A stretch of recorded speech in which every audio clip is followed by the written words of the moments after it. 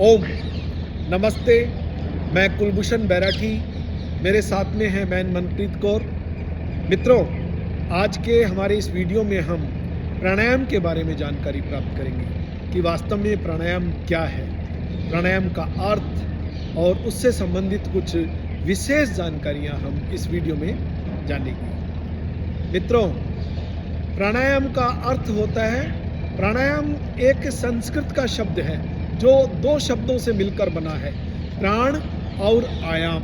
प्राण बोलते हैं ऑक्सीजन को अर्थात प्राण वायु को, और आयाम कहते हैं किसी वस्तु विशेष के फैलाव को, उसके ठहराव को, उसके नियमन को, उसके नियंत्रण को, उसके संतुलन को। अर्थात जब श्वास प्रश्वास की क्रिया के माध्यम से अपने देह के भीतर, अपने शरीर के भीतर प्राण वायु अर्थात ऑक्सीजन का फैलाव किया जाता है, उसका ठहराव किया जाता है, उसका नियमन किया जाता है, उसको नियंत्रित किया जाता है, उसे संतुलित किया जाता है, तो यह की गई क्रिया प्राणायाम कहलाती है।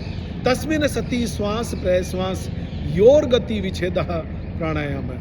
अर्थात प्राणों का विच्छेद करना, प्राणों को विच्छेद करना, उन्हें उनका फैलाव करना, उनका ठहराव करना, यही शब्द प्राणायाम कहलाता है। प्राणायाम एक साधक के जीवन में एक बहुत महत्वपूर्ण क्रिया होती है। अष्टांग योग में यह चौथी स्थिति में है, अर्थात यम, नियम, आसन, इन तीनों में पारंगत होने के बाद एक साधक को प्राणायामों का अभ्यास करना चाहिए। प्राणायाम का अर्थ अभी हमने जाना, हमने ये भी जाना कि प्राण वायु को अर्थात ऑक्सीजन को कहा जाता है। और मैं आपकी जानकारी के लिए यह भी बतलाना चाहूँगा कि यदि प्राण है तो हमारा जीवन है, जीवन का आधार प्राण है, वाइटल फोर्स है, जीवनी शक्ति है प्राण। और पूरे ब्रह्मांड में यदि कुछ एक साधक के लिए, एक व्यक्ति के लिए, एक जीव के लिए, एक जंतु के लिए यदि कोई सबसे महत्वपूर्ण है तो वह प्राण है। प्राणो वाव ज्येष्ठश्च श्रेष्ठश्च। प्राण से ऊपर अन्य कोई वस्तु जीवन में हो ही नहीं सकती, क्योंकि प्राण के बिना जीवन का कोई अस्तित्व नहीं होता है, उसके बिना जीवन समाप्त हो जाता है। प्राण इसलिए हमारे लिए बहुत ही महत्वपूर्ण है। मित्रों, प्राणायामों का अर्थ जानने के बाद में अब हम इससे संबंधित कुछ जानकारी जानना चाहेंगे। जैसे श्वास को लेना, इसे हम पूरक कहते हैं, श्वास को छोड़ना, इसे हम रेचक कहते हैं, और श्वास को रोकना, इस क्रिया को कुंभक कहा जाता है। जब हम श्वास को अपनी देह के भीतर, अपने शरीर के भीतर नासा छिद्रों से भीतर की ओर लेते हैं तो इस क्रिया को पूरक कहा जाता है।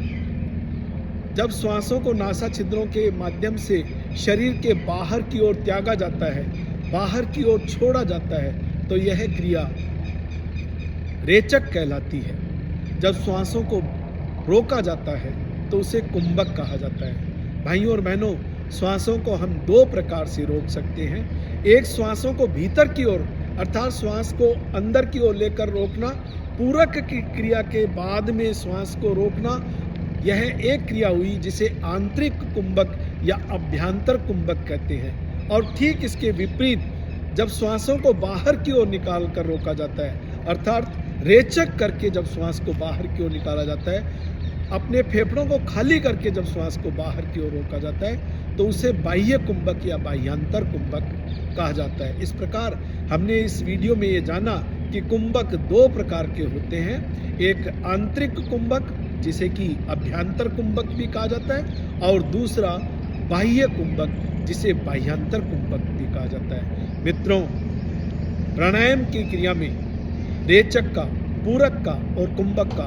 बहुत ही ज़्यादा महत्व है। अपितु स्पष्ट शब्दों में ये कहा जा सकता है कि पूरक, रेचक और कुंभक, इन तीनों को मिलाकर ही हम प्राणायाम कह सकते हैं। मित्रों, आज के हमारे इस वीडियो में हमने प्राणायाम का भावार्थ जाना।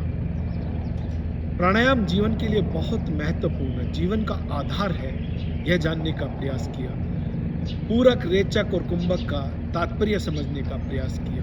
प्राण का अर्थात प्राण ऑक्सीजन को कहा जाता है, यह जानने का प्रयास किया। तो मित्रों, निश्चित रूप से जहाँ तक मैं समझता हूँ आपने प्राणायाम का अर्थ भली भांति समझ लिया होगा हमारी इस वीडियो के माध्यम से।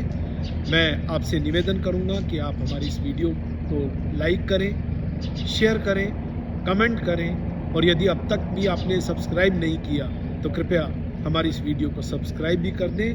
ओम नमस्ते, जय हिंद, जय भारत।